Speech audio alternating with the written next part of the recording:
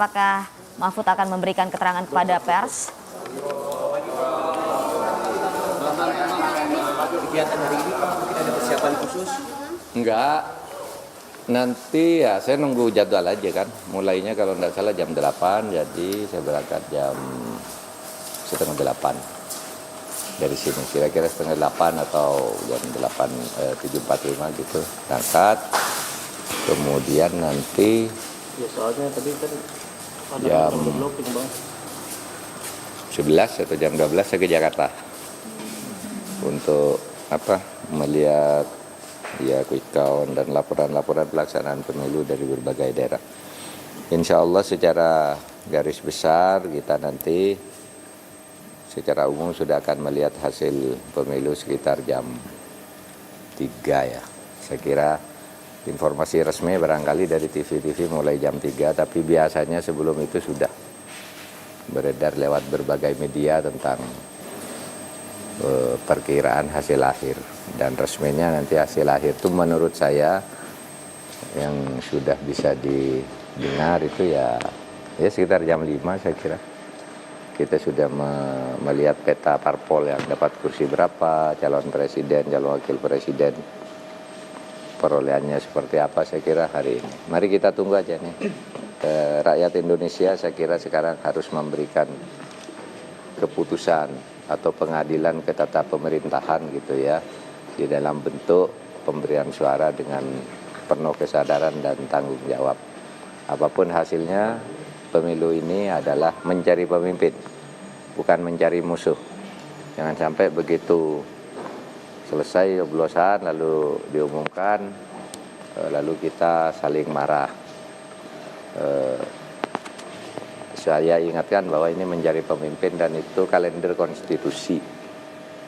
Tidak boleh dimain-mainkan karena menyangkut rakyat, menyangkut negara yang dibangun dengan susah payah selama 78 tahun lebih.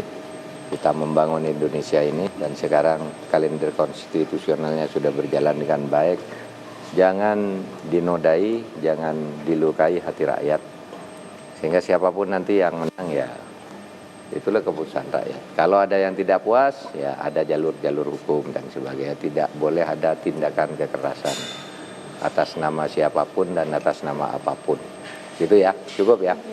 Prof, nanti akan bergabung dengan Ibu Megawati di Kebagusan seperti apa, Prof? Untuk quick count? Saya nanti akan nyoblos bersama Ibu Mahfud dan anak. Saya kan di sini tinggal bertiga ya.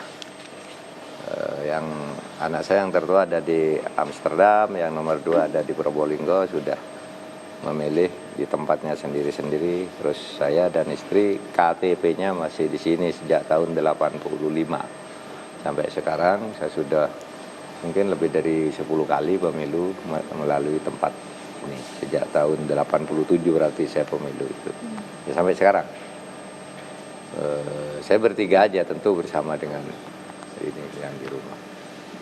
Yang jaga-jaga rumah, kemudian yang lain-lain. Apa? Iya, saya nanti sama Bu Mega jam 3 di Kebagusan.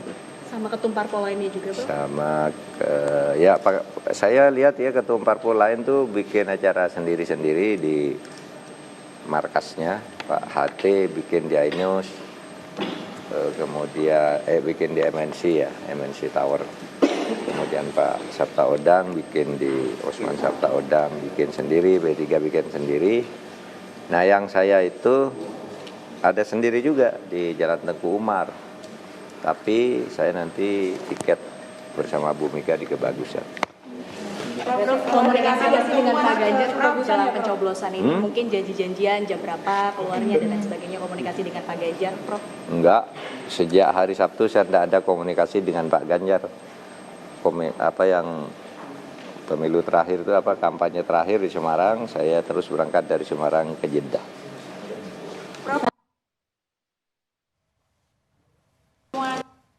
Kan dianggap sebagai konsolidasi tokoh reformasi sendiri ke depan yang dulu ada deklarasi Ciganjur untuk menegakkan menghadapi sisi gelap kekuasaan. Nah, apa itu? Saya tidak dengar tuh siapa yang mau mengadakan agenda? Sekjen PDIP Pak Hasto. Oh iya, ya bagus lah. Ya bagus kalau itu diadakan. Karena siapapun kalau berniat baik ikut memikirkan bagaimana kelangsungan negara ini, bagaimana penyelenggaraan negara ini dengan sebaik-baiknya, itu saya kira orang seperti Sultan, orang seperti Bu Mega, orang seperti Pak Jokowi bahkan, itu punya kapasitas untuk melakukan itu, agar negara itu baik. Tentu harus menasional, tokohnya nanti ia dimulai dari 2 orang dulu, lalu 3 orang. Kemudian yang lain yang besar-besar kan banyak, terutama pimpinan parpol, pimpinan ormas, itu semua harus ikut mendorong agar negara ini menjadi lebih baik, lebih berkeadilan, dan tentu sudah 78 tahun kita merdeka, masa menghadapi korupsi tidak bisa.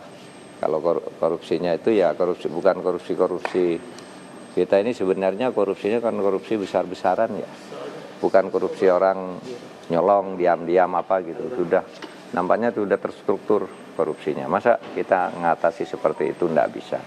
Mulailah menghabiskan, mungkin agak perlu waktu, tapi harus mulai bahwa itu harus diberantas.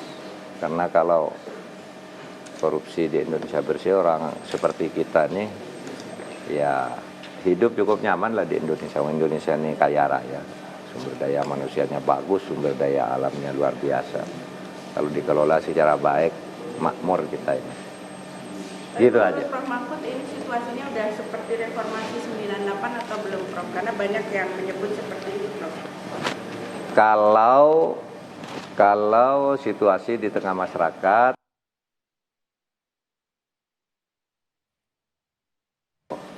situasi korupsinya mungkin sama parahnya.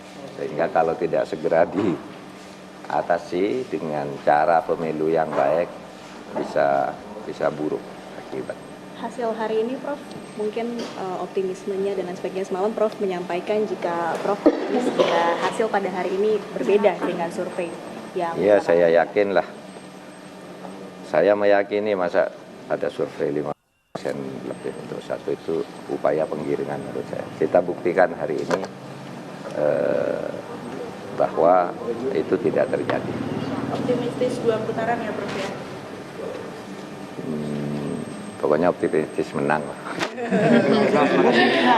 Prof, baju kapelannya sama Mas Ganjar nanti datang ke TPS atau pakai baju khusus apa? Enggak, saya baju ini ke TPS bebas-bebas saja. Saya enggak tahu Mas Ganjar mau pakai baju apa ya. Kalau saya pakai baju biasa aja. Mungkin pakai batik, mungkin pakai celana jeans biasa gitu.